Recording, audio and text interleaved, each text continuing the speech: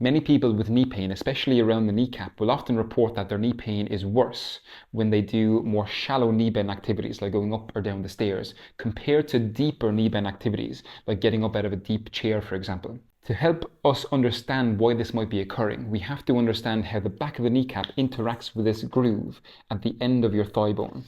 Because I believe that the first step to improving your pain involves better understanding why it might be occurring in the first place. Because if you don't know what's going on or don't know why it might be happening, it can amplify the pain. So we've got a knee model here, and you can see here, this is the back of the kneecap, and this groove here is a groove at the end of your thigh bone that allows for your kneecap to glide downward as you go into deeper levels of knee bend.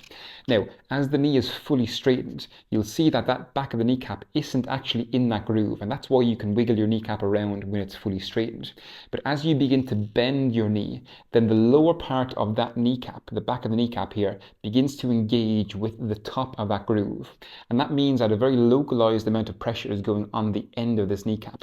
And that's why if you have irritation underneath the kneecap here, that's why you can have that increased pain, that sharp pain around the kneecap during shallower knee bends. But as you bend the knee even further, you'll see that that kneecap comes down deeper into that groove. And so that's why you can't really wiggle your knee back and forth in a deeper knee bend.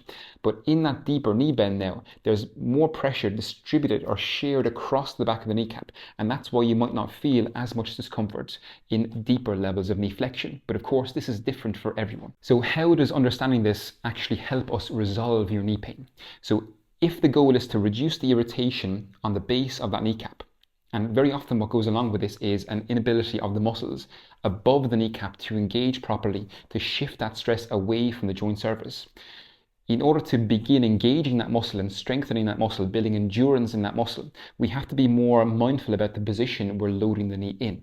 So if shallow levels of knee flexion, smaller knee bends are painful, where the concentration of force is on the base of the kneecap here, then we can get into deeper levels of knee flexion initially, where the stress is more broadly spread around the back of the kneecap and that groove. And that gives us a more pain-free position to begin building that strength and endurance around the thigh muscles. Because if you don't understand this, it can mean that you could be trying to engage in a process of strengthening your thigh muscles to shift that stress away from the back of the kneecap, but you could just be irritating the knee over and over again and not really making any long-term progress.